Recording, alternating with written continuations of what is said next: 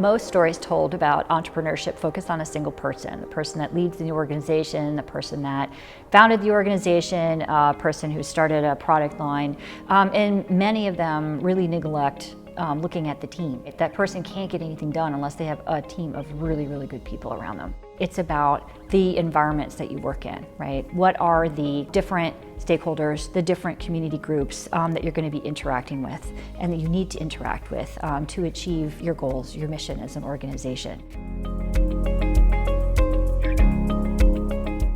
What is your value proposition, right? How do you articulate that in a way that the community gets what you're trying to do? And you have to engage the community that you seek to support. It's not a profit-based purpose, it's this social change-based purpose.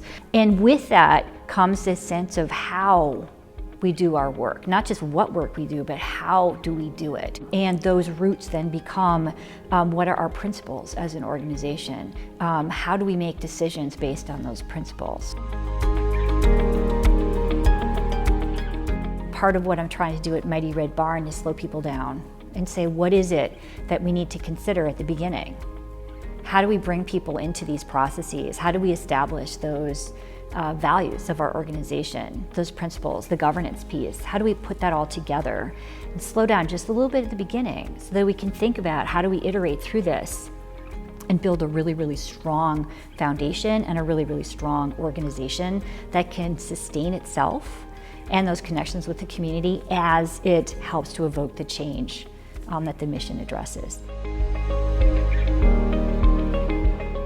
The challenge is, how do you work with organizations that don't know necessarily they need to do something different? How do you get them to understand that something needs to change? How do you come in and help them with that?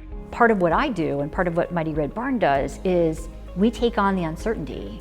We can come in and say, I'm okay with uncertainty. I can work kind of beyond the edges with you. You guys can stay in your comfortable space. I'll work with your communities and you to figure out what some possibilities are and reduce that level of uncertainty for you.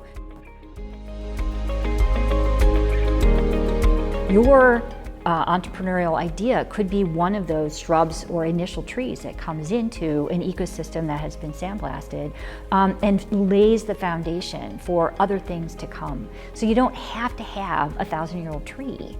You can still have an initial tree that makes it possible for so many other things to happen. And that's part of that, in a way, planned obsolescence, right? Thinking about what is that change I seek? How long does this organization need to be around? You don't have to have an organization that's around forever.